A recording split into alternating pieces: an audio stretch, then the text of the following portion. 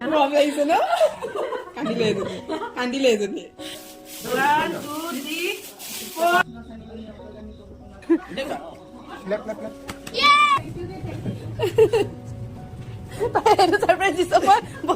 Happy birthday. Thank you. নমস্কাৰ সকলোলৈ Darkhi'sMomৰ অন্য এটি ভিডিঅ'লৈ স্বাগতম জনাইছোঁ। এই যে দেখিছে বেকিং কৰ্নাৰটো আমাৰ লখিমপুৰৰ চেক গেটৰ ওচৰতে নতুনকৈ খুলিছে আৰু আজি আন্টিৰ হেপী বাৰ্থডে। Thank you. আৰু মই আহিছিলোঁ আচলতে বেলেগ এটা কামত। মমলো আমাৰ মমিৰ আজি মানে কইনাদানৰ ভোজ আছে, সেইবাবে আহিছিলোঁ আৰু আপোনালোকে গম পাব কি কাৰণে আহিছোঁ কি কথা দেই।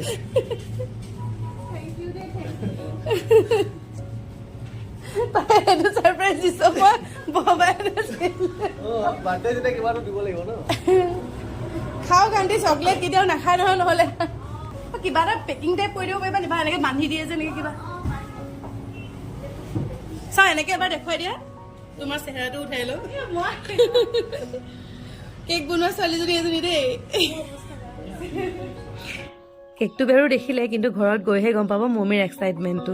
আৰু আমি ধুনীয়াকৈ বহিলোঁ আৰু দাদাই যিটো কাম কৰিলে মই আচলতে ভবাই নাছিলোঁ। দোকানখনৰ পৰাই চকলেট এটা কিনি ছাৰপ্ৰাইজ দিলে। মই মানে একে থতমত খাই গ'লোঁ, কি কৰিছেহি। আচলতে খুব ভাল লাগিলে, একদম হাঁহি হাঁহি পেট বিষাই গ'লগৈ। আৰু আমি হালোৱা চালোৱা দিলে, খাই বৈ গ'লোঁ আৰু এয়া মমি আহি ৰেডি। কেকটো কিন্তু টিকলা হ'লেও বহুত বেছি মৰম সোমাই আছে দেই মম। আৰু তাই অহা আচলতে আমি 15-20 মিনিটৰ আগতে আহি বহি আছিলোঁহি। শেষলৈকে চালেহে আপোনালোকে বুজি পাব ভিডিঅ'টোত কি হ'বলৈ গৈ আছে।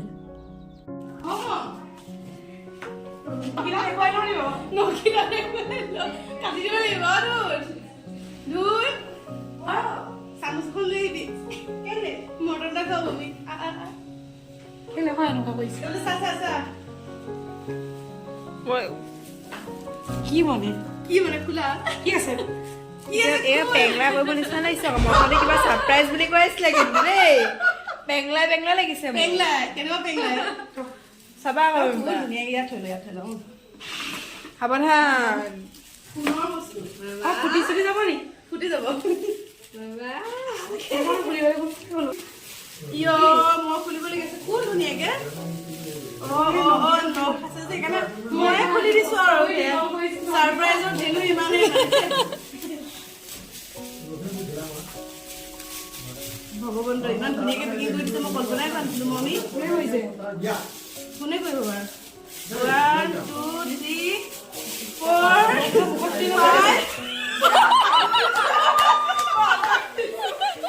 7 8 9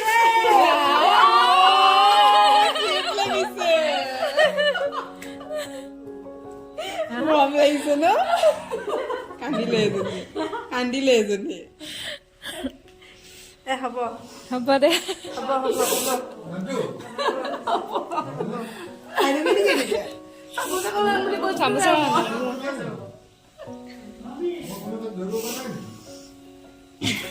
কি চলিছে? তুলে দিয়ে এখানে মই তুলে আনিছো।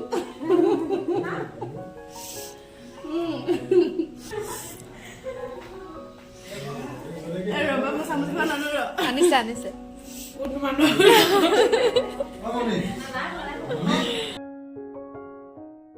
আচলতে মন আছিলে কিবা এটা ডাঙৰকৈ কৰিম বুলি, কিন্তু সেই সময়ত মানে পটককৈ একো চিন্তা কৰিবলৈও নহ'লে। আমি গৈ থাকোঁতেনে সেই কেক কৰ্নাৰখন দেখিলোঁ যে দাদাই, মই ভাবিলোঁ যে এনেকৈ ইয়াতে সোমাই লৈ পেলাই কিবা এটা লৈ যাওঁ। কি লৈ যাওঁ এতিয়া? তেনেকৈ কেক বনায়ো থোৱা আছিলে যদিও অৰ্ডাৰ আছিলে। মানে মই ভাবিলোঁ, তাত সুধিলোঁ কি আছিলে, তাৰপৰা ক'লে বোলে এনেকৈ টাপ কেক পায়। আৰু একদম মানে মনটো লগালগ ভাল লাগি গ'ল একদম, যে য়েছ এইটো কাম কৰিলে বেছি ভাল লাগিব। এক্সাইটমেণ্টটো দেখিছেই ন, কাৰণ তাইক মই স্কুললৈ মানে হাতত ধৰি লৈ গৈছোঁ। আচলতে মই সেই বস্তুখিনি মানে বেলেগ ধৰণৰ এটা আছে এটাচমেণ্ট, মই বুজাবও নোৱাৰোঁ। দুখ লাগি গৈছে মানে, এতিয়াও মানে মোৰ বেয়া লাগি গৈছে। ইয়াৰ দাদা আৰু এইফালে বৌ বহি আছে, আৰু এজনী মমিৰ হ'বলগীয়া মানে ভণ্টি, মানে হাজবেণ্ড যোন হ'ব তেওঁৰ ভণ্টি, আৰু সেইফালে শহুৰ দেউতাজন বহি আছে। এটা মানে পৰম্পৰা আছে অসমীয়া লোক সংস্কৃতিত, যে মানে কইনাদানৰ ভোজৰ দিনাখন দৰা ঘৰৰ পৰা মাছ দিবলৈ আহিব। আৰু এইখিনি যে দেখিছে, এইখিনি কইনা ঘৰৰ মানুহ নহয়, মানে দৰা ঘৰৰ মানুহ মাছ দিবলৈ আহিছিল। আৰু সেই মাছেৰে আমি ভোজ খাম। চবকে ধুনীয়াকৈ কেকটোৰে এচামুচ খুৱাই দিলে, আৰু সময়খিনি বিৰাট বেছি মেমৰেবল হৈ গ'ল। মানে মমি তই ভালে থাক, মানে তই দুখ নকৰিবি। আচলতে বৰ বেয়া লাগিছে, তাইক সেইকাৰণে বিশেষকৈ তাই গোটেইখিনি কৰিবলগীয়া নিচিনা হৈছে। বৌ অকণমান গা বেয়াৰ নিচিনা হ'ল, বাকী মাও মানে অকণমান গাটো ভাল নহয়, সেইকাৰণে দুখ লাগিছে। তাই এখন ঘৰলৈ ওলাইও যাব, সেইকাৰণে আৰু কিনো আৰু ময়ো একো কৰি দিব পৰা নাই। বাকী পৰিয়ালটোৱেতো চব কৰিয়ে আছে বাৰু, তথাপিও মানে এনেই ভাল লগা নাই মনটো, সিমানখিনি পৰা নাই যিমানখিনি মই ভাবিছিলোঁ।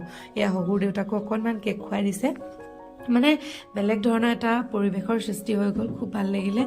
তই কিমান সুখী হৈছ মমি মই নাজানো, কিন্তু মই খুব সুখী হ'লোঁ এই মুহূৰ্তকণত। আৰু জীৱনটো যাতে তোৰ ভাল হওক, এয়া খানা বনি আছে আৰু আমি চবেই খোৱা বোৱাৰ কামত বহি গৈছোঁ। এয়া ধুনীয়াকৈ বহি গ'লোঁ। কইনাদানৰ ভোজত আচলতে ডেকা বোকাবোৰহে খায় দেই, কিন্তু মই আচলতে লগৰ বুলি বহিয়ে দিলোঁ আৰু, কাৰণ মই ছোৱালীক থৈ গৈছিলোঁ ন, 10 বাজিবলৈ হৈয়ে গৈছিলে।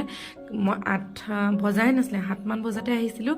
তেতিয়াৰ পৰা এতিয়ালৈকে মমিক সেৱা চেৱা ধৰিলে চবেই সেৱা ধৰাৰ পাছত মই তাইক এঘৰা খুৱাইও দিওঁ বুলি ভাবিলোঁ, কাৰণ তাই নেইল এক্সটেনশ্যন কৰিলেহে ভাতকেইটা ভালকৈ সানিব পৰা নাই, সেইকাৰণে মই ভাবিলোঁ সানি দিওঁ আৰু সেই সুবিধাতে মই তাইক এঘৰা খুৱাইও দিওঁ।